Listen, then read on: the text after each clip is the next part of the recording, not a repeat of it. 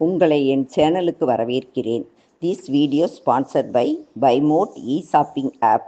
இந்த ஆப்பில் உங்கள் வீட்டிற்கு தேவையான மளிகை பொருட்கள் குறைந்த விலையில் வாங்க முடியும். நீங்கள் இந்த ஆப்பை பிளே ஸ்டோரில் பைமோட் இ-ஷாப்பிங் என்று டைப் செய்து பயன்படுத்தவும். நீங்கள் வாங்கும் மளிகை பொருட்கள் 7 நாட்களில் உங்கள் வீடு வந்து சேரும். மேலும் தகவல்களுக்கு டிஸ்கிரிப்ஷனில் பார்த்து கொள்ளலாம். இப்பொழுது வீடியோக்குள் போகலாம். இன்னைக்கு ஆரி ஒர்க்கில் நம்ம ஜிக்ஜாக் கிச்சு தையல் படிக்க போகிறோம். அதில் ஃபஸ்ட்டு நம்ம ஒரு சதுரம் மாதிரி வரைஞ்சி அதில் உள்ள நெளிவாக இந்த மாதிரி வரைஞ்சிக்கணும். பாருங்கள், நல்லா பாருங்கள். துணியில் இதை வச்சு நம்ம பென்சில் வச்சே, ஒயிட் பென்சில் வச்சே வரைஞ்சிடலாம். இந்த மாதிரி உள்ளே போய் நெளிச்சு கோலம் போடுற மாதிரி வரைஞ்சி எண்டில் ஒரு இடத்துல முடிச்சிடணும்.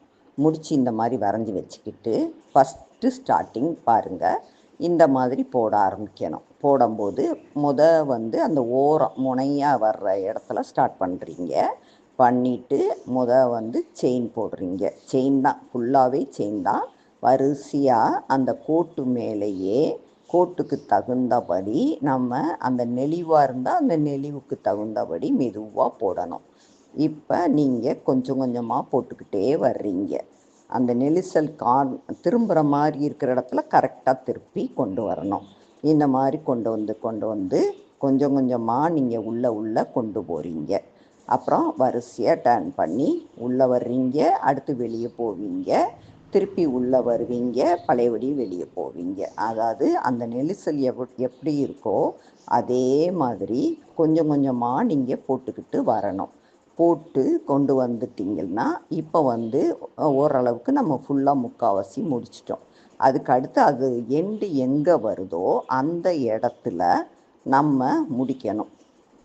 அந்த எண்டு வந்த இடத்துல நம்ம கரெக்டாக பார்த்து எண்டு வந்தோடனே அந்த இடத்துல முடிச்சுட்டு அதுக்கடுத்து நீங்கள் அந்த இடத்துல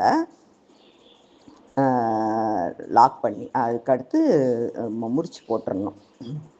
நீங்கள் கடைசி எண்டு நாட்டு போட்டுடணும்.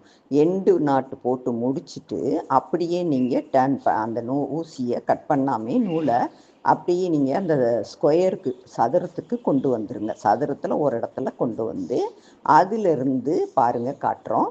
அதிலிருந்து இந்த மாதிரி பாசியை வச்சு போட ஆரம்பிக்கணும். பாசி நம்ம நீங்கள் 2 போடலாம், 1 போடலாம், 3 கூட போடலாம். இதில் நம்ம 3 இப்போ காட்டுறோம்.